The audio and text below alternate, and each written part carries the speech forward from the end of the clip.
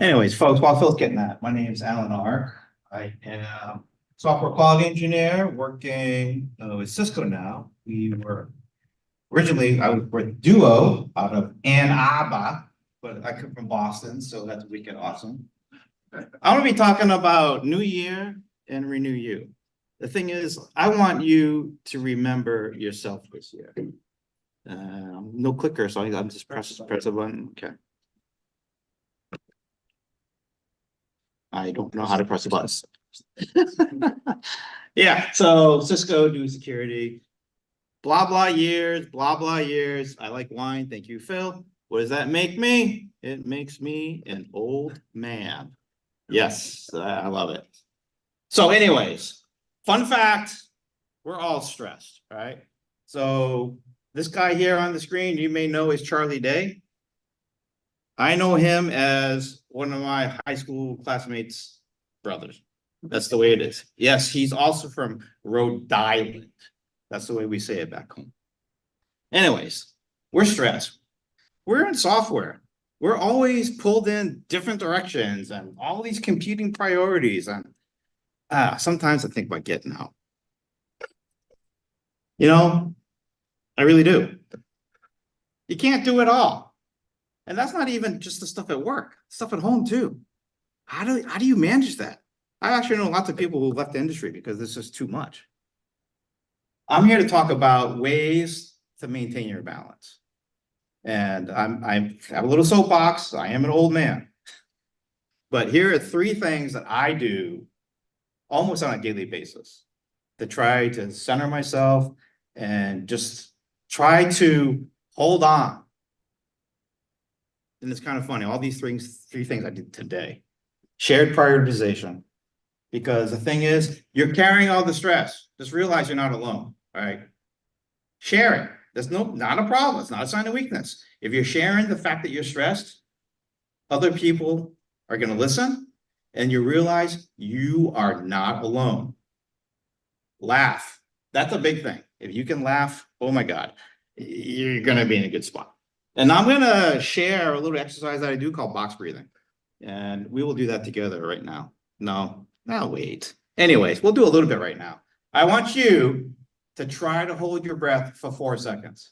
Just take a breath in. Doesn't have to be deep. Just try to hold it for 4 seconds.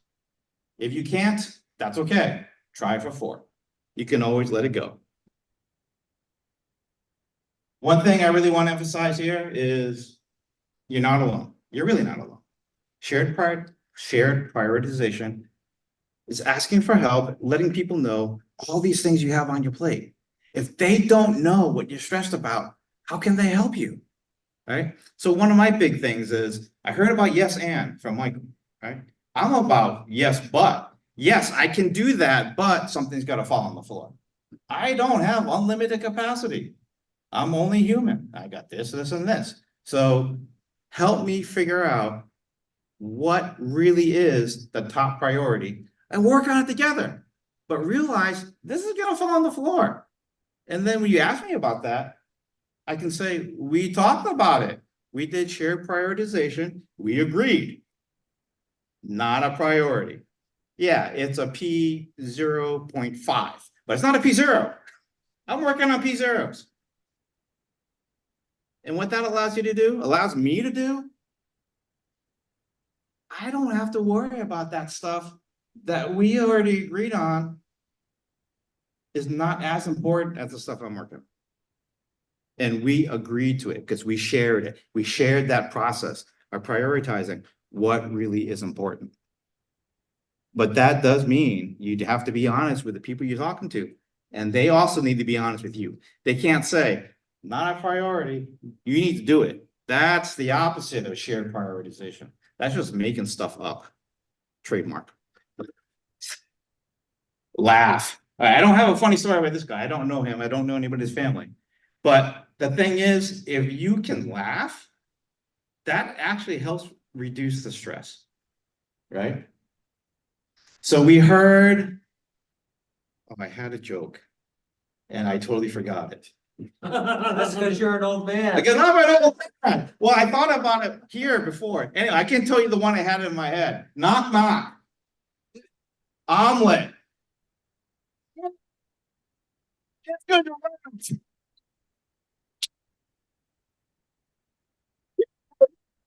All right, so we talked about security, right? There's two types of companies in the world, and I'm gonna let you know what they are. Ones that got hacked and ones that didn't know they got hacked. All right, so then the other part was knock knock, who's there? Omelet, omelet who? I'm gonna let you know about these two companies, but I told you about it, so it's not so funny anymore. What laughing does, it actually helps your body reduce the stress. So if you find something funny, share it with your friends. Not only is that going to help you reinforce those connections, laughing is good for you. And there's research that I can make up that proves out to be true. Benefits of laughing, yada, yada, yada. I'm trying to pull this in because we're a little behind, but there's lots of benefits. And I think if you get the slides, that might be a link. Yes, it's a link to an article from the Mayo Clinic. I forgot I put that in there. All right, so we talked about holding your breath 4 seconds. And this is actually something I did with my boss today. I had my one-on-one today. He came into my one-on-one. He was honest with me. He literally just left a meeting where things didn't go well and he was having a hard time.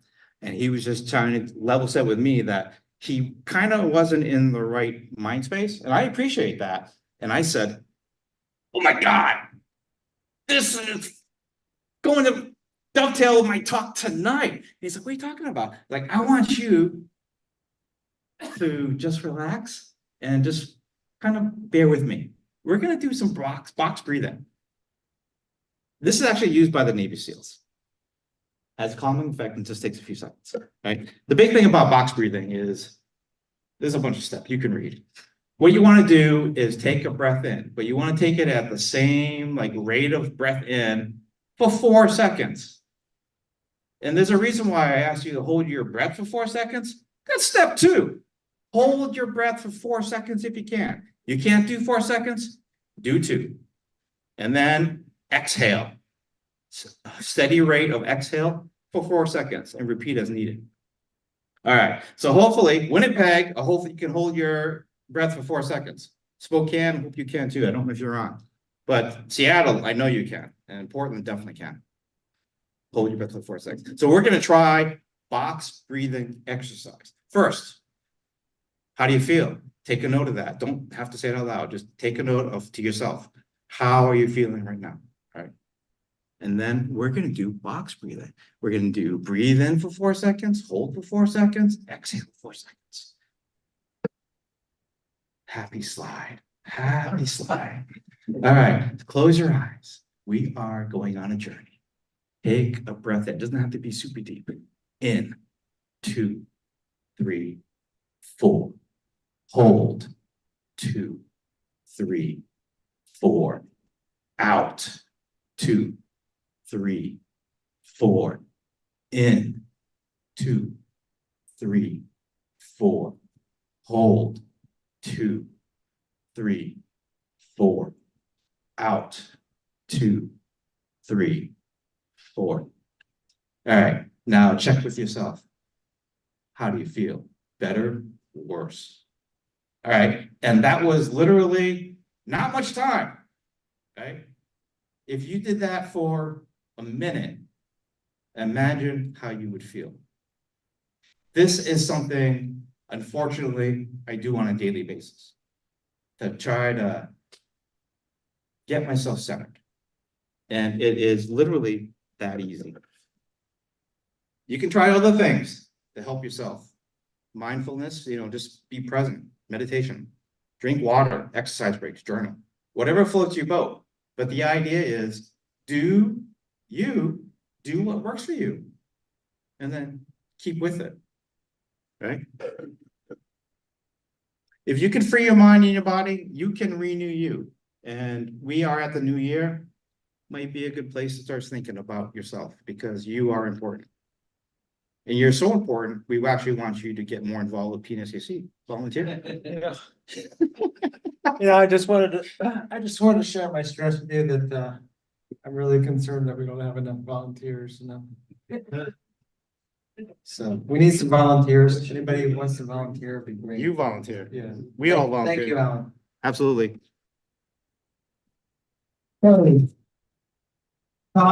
Michael Larson, who is the co-author of the book that we're giving away. And you guys, I bet he will autograph it for you. I would be more than happy to do that. Now, we have one additional item that we're hoping to do here, which is kind of ironic because the talk that we're doing is based on lean testing and lean engineering. And one of the things that we're going to cover here is part of the 7 wastes. And the irony is that we're going to be trying to do this presentation in halves. I'm the live half, and I'm certainly hoping that Matt is going to be able to chime in here and do the second half. Otherwise, this might Can you go hear me very now? nice. Can you hear me now? So the first and foremost thing I want to make sure, hopefully, think is I'm that good. Matt is able to hear this and that he's able to just give me a cue to speak when you come on. Okay. I'm here. If he talks. Let's find out. I think I'm muted. Matt, can you I think I am muted. he thinks he's muted. Is that something you control over your end? Oh, is he muted? Yeah. Can he unmute? Let's find out. Sure. Just click on participants. Come on. There's a, here. Let's use the mouse and see.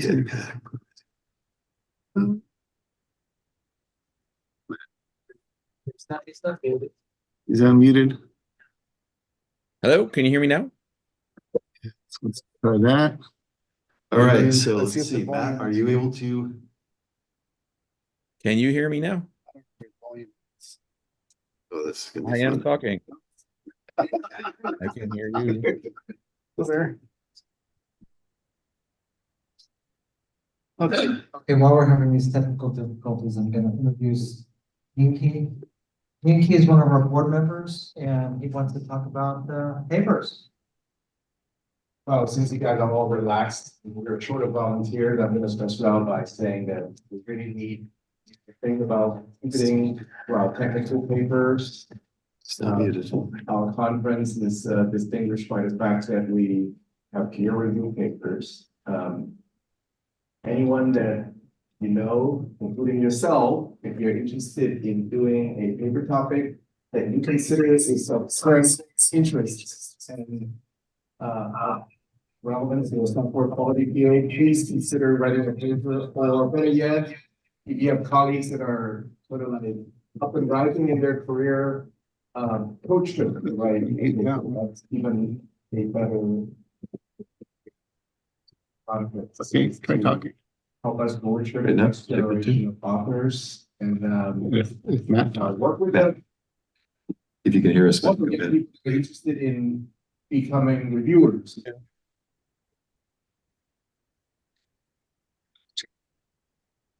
Can you hear me? Is my audio on? Please consider doing that. Please consider coaching a younger colleague to develop paper concepts and ideas.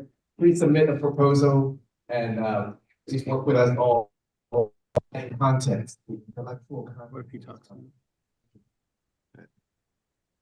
We're just trying to make sure, that Matt can speak on this too, so that so Matt. I don't can see you the- hear? Hmm. Yes, there we go. All right. Can you hear me now? We can hear you now. Thank you. Fantastic. Wonderful. All right. Everyone. Okay, so I'll go ahead and since I'm in person, like I said, so we just witnessed here a little bit of some of the challenges that you'd face and why lean engineering and lean testing is something that we might want to explore. And we're going to go into a bit of this and what we're talking about here. So our whole point is that. So yeah, so we want to talk about lean testing, 10 minutes of the good parts. So one of the key things to understand when we're talking about what lean testing comes from lean engineering. And let's just get a show of hands. When I say lean engineering, who understands what that means? A few hands. Okay, good. So this is something that's a fairly new topic to some people. Thank goodness. Otherwise, I was probably gonna bore a whole bunch of you with this. So lean engineering is a discipline that basically came about because of the end of World War II. And also it came about because the United States had no use for it. And I need to set the preamble for why that's the case. Many people here probably have parents, grandparents, those who served during World War II on many of the sides of the conflict that happened there. And if you happened to have lived in Europe during the 1940s, most of the European infrastructure got completely destroyed. If you lived in the United States, most of the infrastructure was pristine and never damaged. Yes, the materials that we sent over there got bombed and shot up, but our factories and the ability of creating things and having just all the processes and all the resources to do that were always there. More to the point, after World War II ended, what you had was Europe was bombed out and destroyed, needed to be rebuilt, literally.